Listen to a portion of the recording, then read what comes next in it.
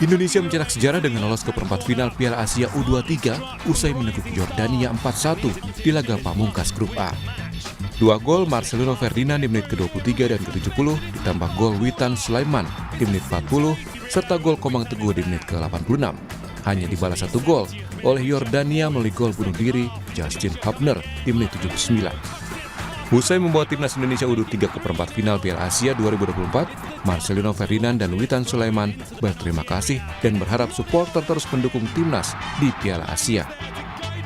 Yang sudah dukung, kita akan keep going terus dan kita akan melanjutkan step by step dan kita akan mengambil yang terbaik. Terima kasih atas dukungan. Terima kasih. Ya, terima kasih kita hari ini menangkan pertandingan dan kita menuju ke 8 besar.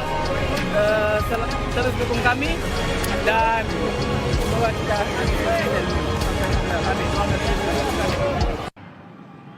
Pelatih Sintayong mengapresiasi kerja keras anak buahnya yang mampu menorehkan sejarah lolos ke 8 besar Piala Asia U23.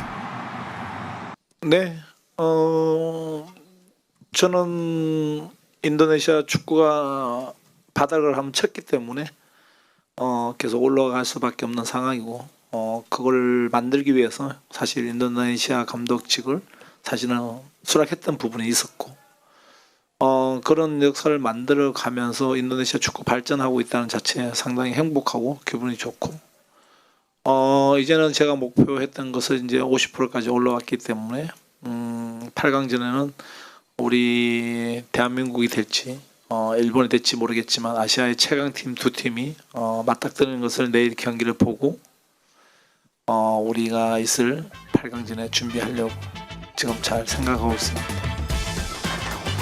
Keberhasilan ini bisa menjawab teka-teki kontrak Sintayong diperpanjang oleh PSSI karena telah memenuhi target, yakni membawa timnas senior lolos ke 16 besar Piala Asia dan membawa timnas U23 lolos ke babak perempat final Piala Asia U23.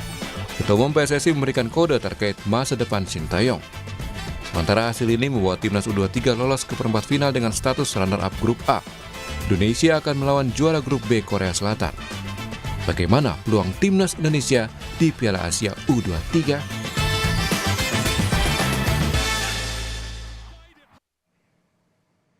Sementara itu laga Jepang kontra Korea Selatan dihelat di Qasim bin Hamad Stadium Doha, Qatar Senin malam.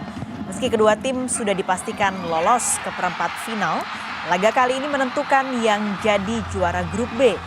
Usai bermain imbang tanpa gol di babak pertama, Korea Selatan akhirnya berhasil membuka keunggulannya menit ke-75 melalui tandukan Kim Min-woo yang meneruskan umpan sepak pojok.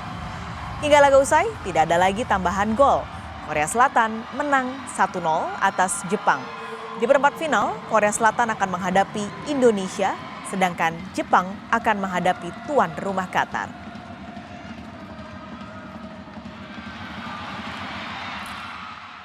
Timnas U23 mengukir sejarah bisa lolos ke perempat final Piala Asia dan siap bertanding melawan timnas Korea Selatan yang kita tahu bukan lawan yang bisa dianggap remeh. Jadi bagaimana peluang timnas Indonesia di Piala Asia U23? Pagi ini kita akan bahas dengan pengamat sepak bola Anton Sanjoyo. Selamat pagi, Bung Joy. Selamat pagi, Riri. Oke, ini yang jadi banyak pembahasan di media sosial, di berita-berita portal juga, Bung Joy, yang sampai sekarang kayaknya masih banyak gitu ya yang bahas oleh warga Indonesia adalah timnas Indonesia ini waktu lawan Yordania kemarin kayak kita lihat tim dari Eropa gitu permainannya. Sangat cantik permainannya, lini depannya agresif, pertahanannya solid. Apakah artinya ini sudah tidak perlu lagi ada yang dievaluasi dari strategi yang dimainkan Sintayong di lawan Yordania kemarin, Bung Joy? Ya, kalau dibilang apik, menarik kan memang tim ini bahkan sejak lawan Qatar ketika kalah 0-2 kan juga sebetulnya tampilnya impresif. Dengan 9 pemain masih bisa menekan pertahanan Qatar. Jadi itu saya sudah melihat ada kemajuan dari sejak mereka training center ya.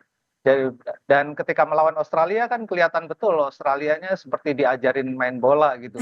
Tapi yang saya khawatirkan memang adalah wacana-wacana yang berlebihan ya. Kemarin bermain menurut saya itu jauh lebih bagus daripada rata-rata permainan tim senior bahkan. ya yang kita sebut timnas itu kan yang tim senior sebetulnya.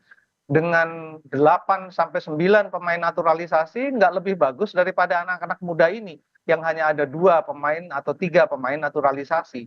Jadi banyak nilai yang bisa kita lihat di pertandingan melawan Jordania. Kalau dibilang seperti Eropa ya mirip-mirip lah. Tapi kan di jagat maya sana terlalu banyak pujian yang berlebihan dan saya khawatir ini akan membuat anak-anak muda tim 23 ini menjadi besar kepala. Mudah-mudahan tidak gitu loh. Oke. Karena permainan mereka selalu meningkat gitu loh. Jangan sampai menjadi anti klimaks melawan Jordania karena yang dihadapi adalah Korea Selatan.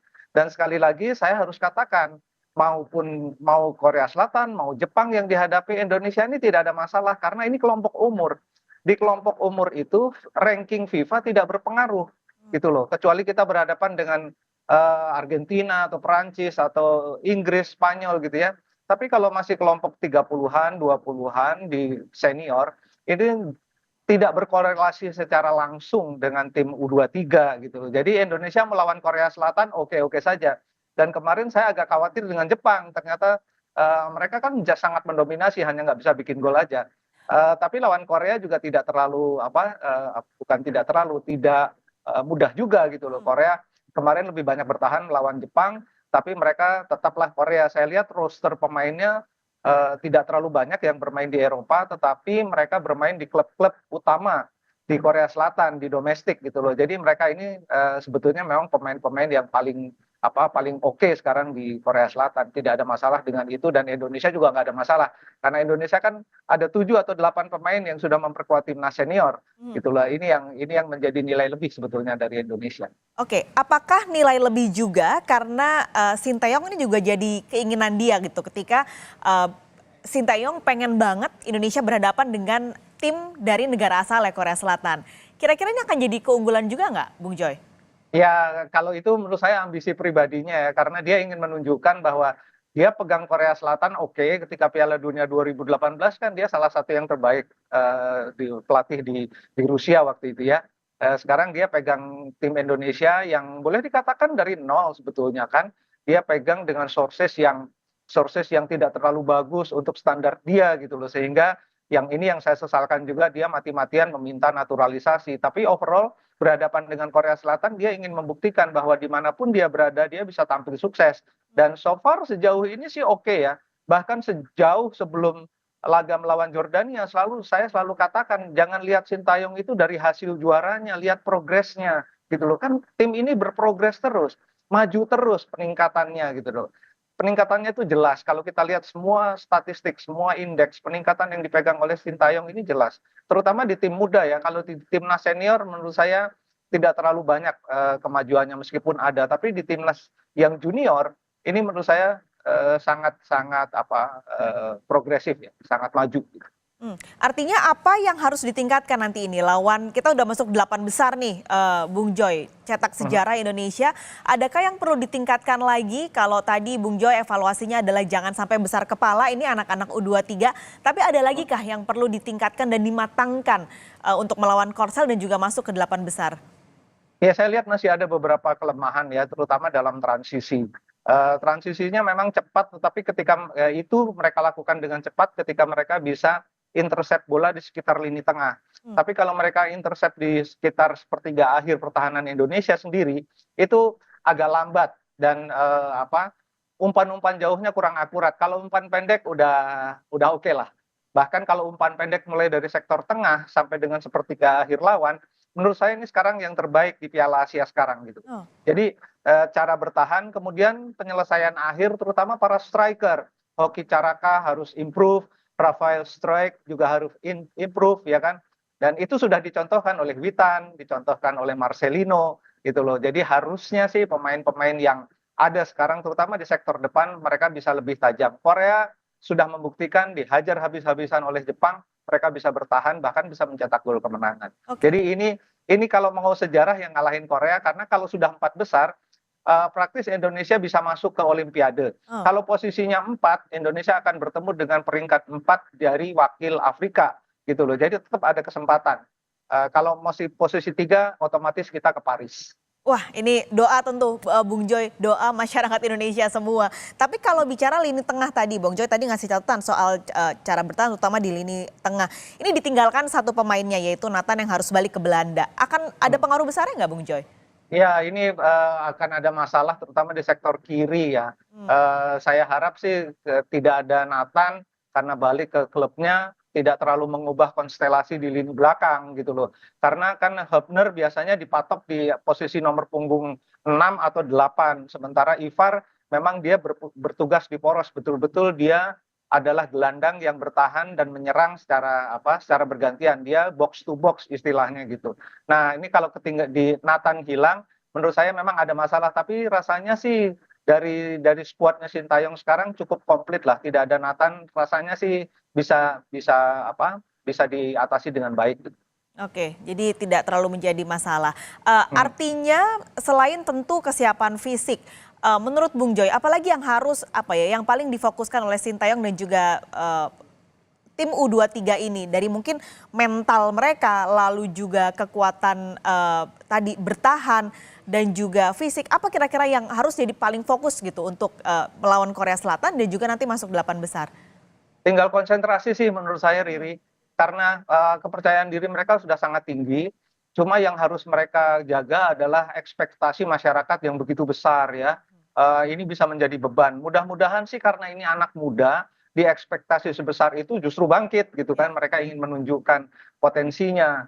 Tapi kadang-kadang juga kan banyak kasus dengan ekspektasi begitu besar malah permainannya tuh stagnan, malah tidak maju gitu loh. Jadi mereka tinggal konsentrasi aja kok, enjoy. Saya selalu pakai terminologi enjoy your game gitu loh. Bermainlah jangan peduli hasil akhir, enjoy aja bermain dan kelihatan betul kemarin sejak lawan Australia mereka enjoy, sejak lawan Jordania mereka lebih enjoy lagi dan bisa memperlihatkan semuanya. Asal jangan pikiran mereka terbebani, aduh harus lolos Olimpiade, harus lolos.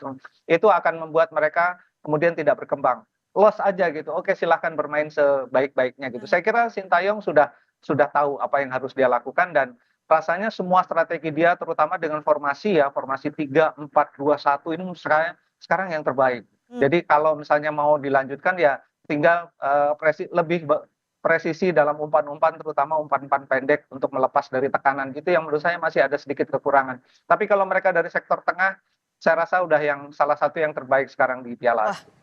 Salah satu terbaik di Asia. Terakhir, Bung Joy, pertanyaannya ini mungkin di luar dari nanti pertandingan yang akan dihadapi oleh tim U23 di Piala Asia. Perpanjangan kontrak Sintayong berarti. Ini kemarin ketika akhirnya menang melawan dan lolos di 8 besar setelah menang lawan Jordania, Erick Thohir udah ngasih clue-clue gitu. Sepertinya apakah Sintayongnya akan diperpanjang? Ini akan jadi penambah semangat juga kah?